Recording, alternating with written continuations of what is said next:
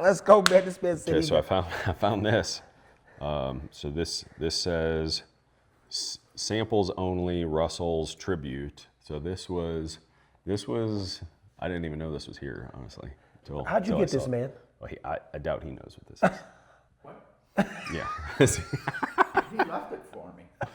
Yeah, but you don't really know what this is, I'm guessing. Do you know what it is? Well, it better stay there.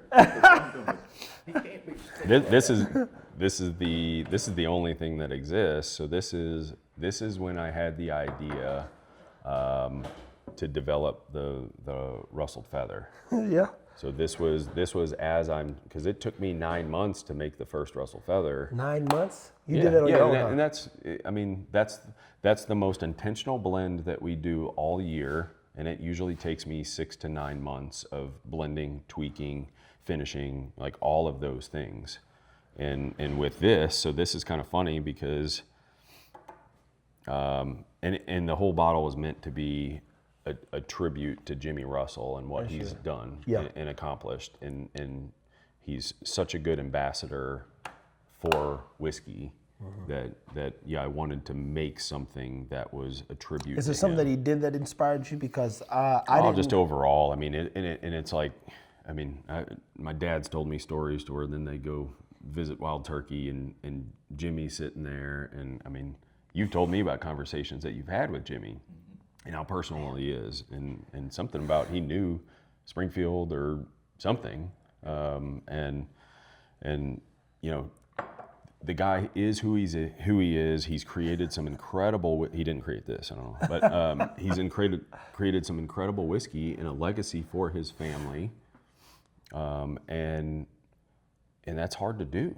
That's hard to do, and still takes the time to meet with people, shake their hands, and sign bottles, take pictures, and he's happy. He's genuinely happy. Let me and piggyback off this too, because what you're saying is, and I hear it all the time. I go through those social media crazes per se, because you go, man, you've now put yourself out there, you're exposed, and like you're saying, Jimmy's a guy in the world of whiskey, super respected, right?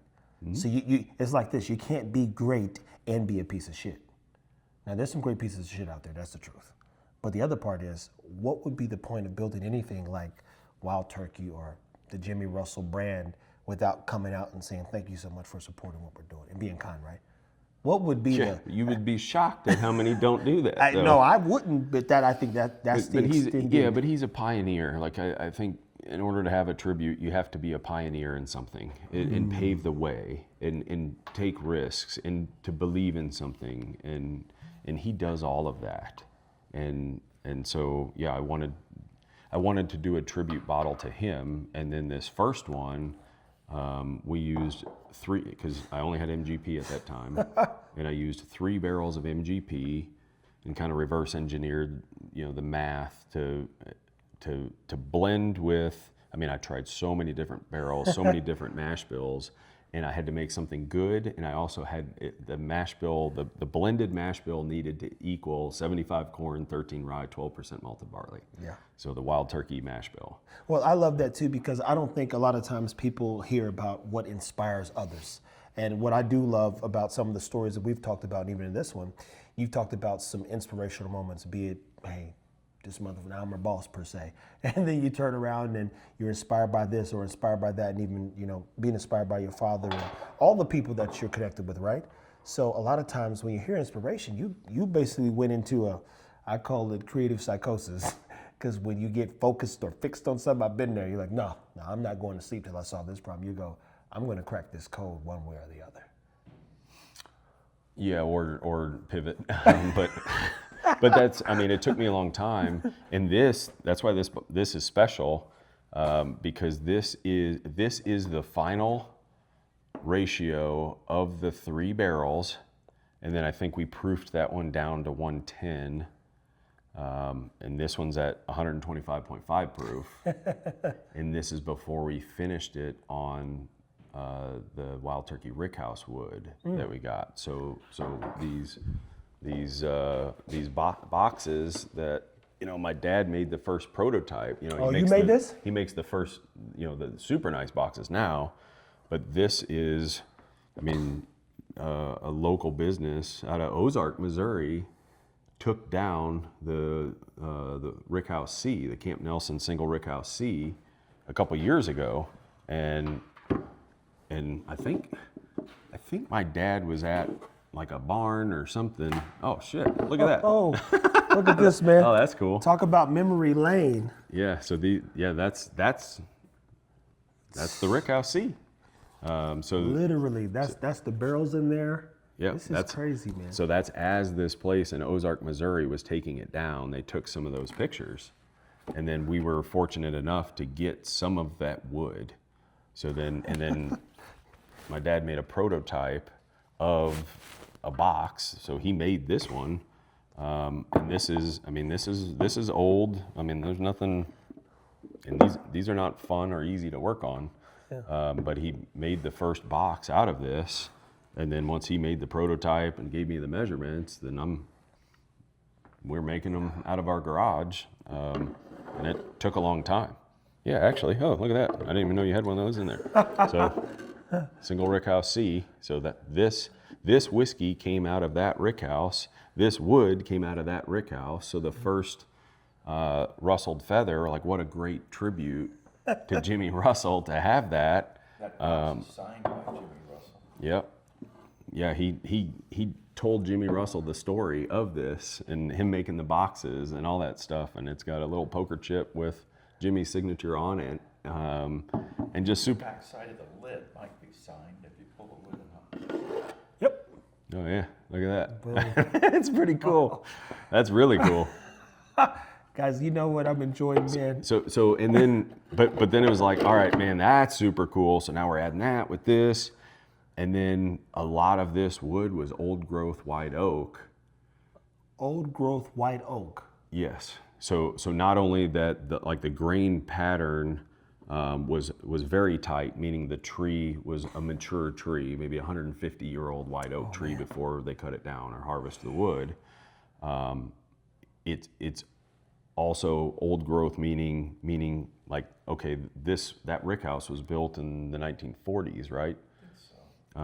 So very different soil, very different, Everything's different. Pesticides, like all this stuff, like it's more natural.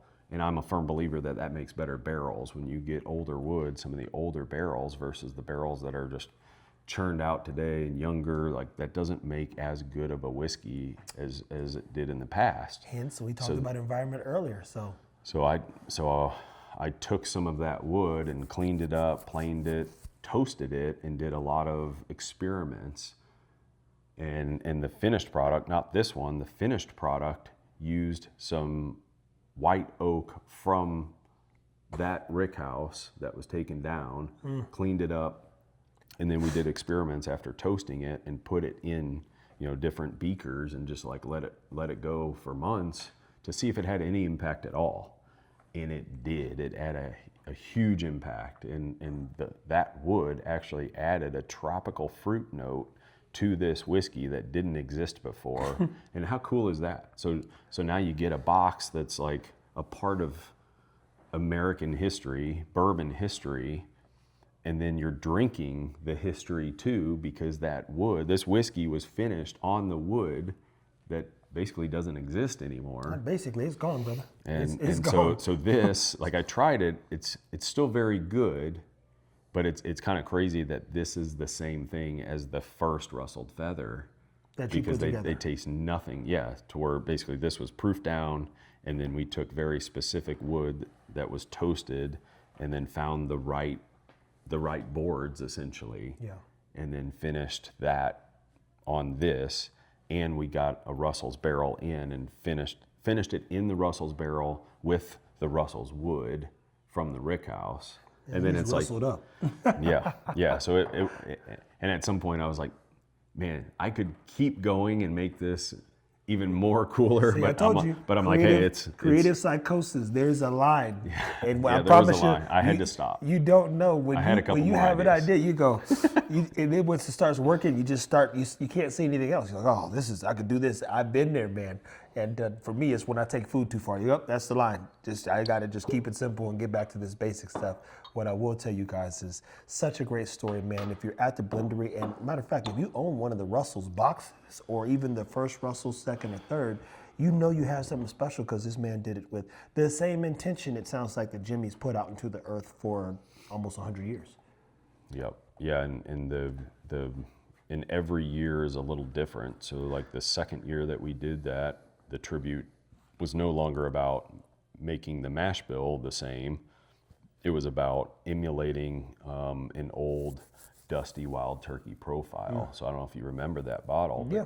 I mean, we were blending and using very special barrels, and it took me a long time to blend something that tasted like old wild turkey that wasn't, wild turkey.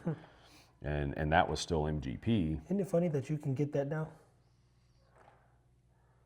I mean, I get it now, but No. I mean, like you literally get the barrels now. what do you mean? Wild turkey barrels. Oh yeah, yeah, but but The irony. the level 2 or the second release that we did, I mean our litmus test. I don't know if he's got them here, but like old wild turkey decanters, from the early '80s, late '70s. That was the litmus test. Like if I can make something that tastes like those using modern day whiskey, and I think we did, and I mean we lined them up and I think it was unanimous even, like all the people that we had try those, they all thought whatever, number C or whatever that glass was the oldest, and they thought it was wild turkey. That was the only one that wasn't wild turkey, and it was not the oldest. And everything else was like a early 80s and late 70s decanter that was in the blind lineup. And I was like, all right, if I can fool those people by doing that, I was like, this is a special one. And then the one that just went up, the bottle number 1 that we did for auction, that what was it, like 2,700, 2,800? I think they topped out at 2,650, but you wanted 25, but I think that Yeah, it might have been 27 is where it landed. Yeah, Either way it goes, it was like, I was telling, I think I was telling Buck, like, hey man, if it doesn't bring 2,500, bid on it for me. Like, I'll take it back for 2,500. Like, that's a really special bottle. But that's every year we try to be very intentional with that one blend of series, and it's meant to be a tribute to such a good ambassador for what number the are you industry. going to stop it at? Whenever I die. Oh, you going to do it that long? Because Beacon just stopped, or was the Masters Keep series just... That has no effect on me. You go keep it going, man. Well, again, guys, this is always limited between 100 and 140 bottles is what you did last year?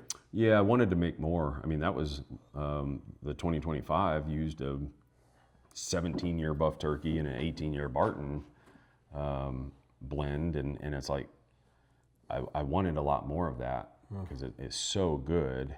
But the 2 barrels, both of their yield, only yielded 144 bottles between 2 barrels. So I wanted to make 250 because it's like, man, I got at least 250 people that are begging me for it now. They will buy it and buy 2. Like, that's the thing. If we got 100 people walking through the door. Yeah, however, the answer is usually however many I can make and still keep the quality of what I want it to be, then I'll take as much volume as I can. But it's usually limited by the barrels. Man, and there you have it, guys. Look, another good perspective. I love when he gets on a roll because this makes life easy. It makes life easy, but again, I'm listening to things, I'm learning things. What I love about the YouTube and content is this is real life, real experiences and everything that you did. So even when the future we need to scrape the web of you and say, hey, how did he come up with this stuff? This content exists.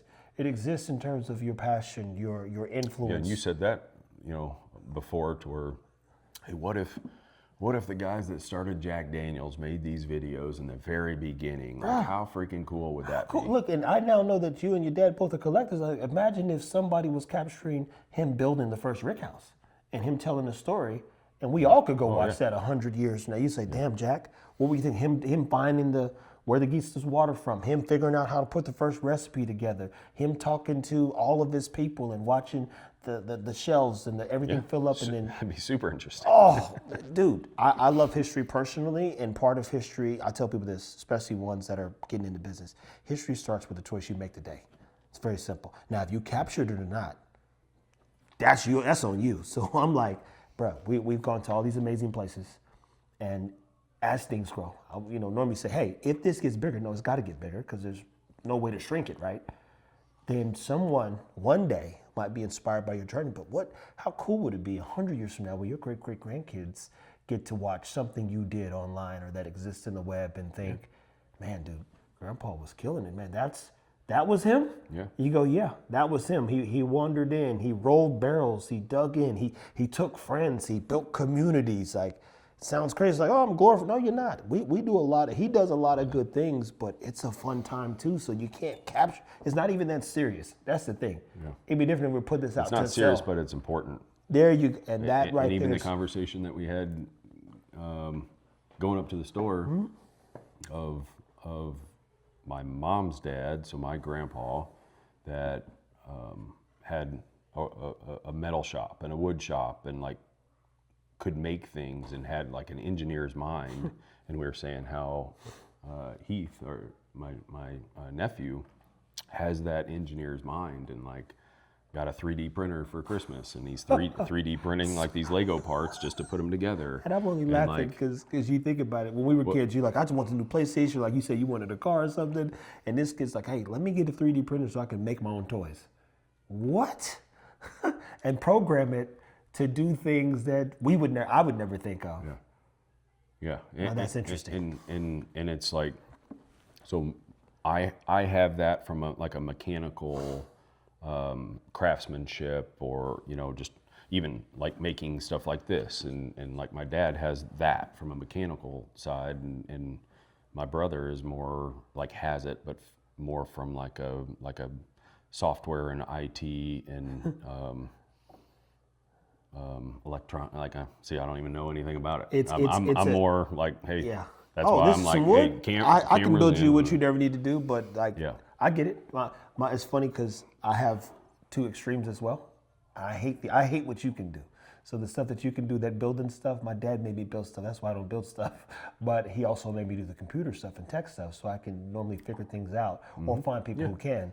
And then when you hear stuff like your nephew, that's the level of brilliance that That's so important for kids to do and to be encouraged to do that. And he's being encouraged to make things and to use his brain and solve problems and figure things out, and like even times himself when he's like doing a Rubik's Cube and like to solve problems, and that's important. And there's so many kids in the new generation that are just like, figure it out for me, or oh, I can't do that, I'm gonna quit.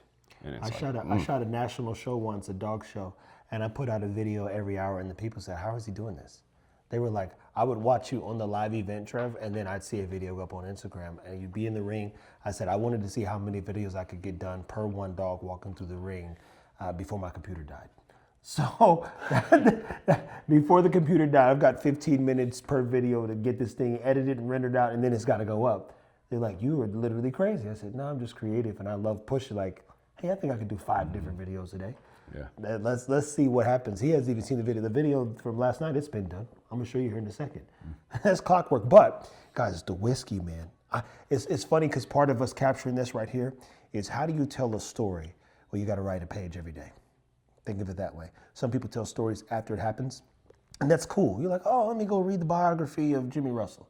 What if you saw how the pages were being written almost by the day? Hey, what happened in this? You go, well, go watch this video. That would be interesting. Hey, Jimmy, what did you learn from that one time when you put this out? I didn't like 15 that much, actually. I said, man, we missed this right here, and they kept it too high. It needs to be in this rick house. Well, why? Well, the flavor was, just to be able, if he could have captured everything he did over 90 years, it would be super valuable to a guy like you and even the whiskey nerds, right? Yeah. You'd be like, no, that's worth listening to, and to be better than any podcast on the whiskey side of things too. Guys, keep your whiskey.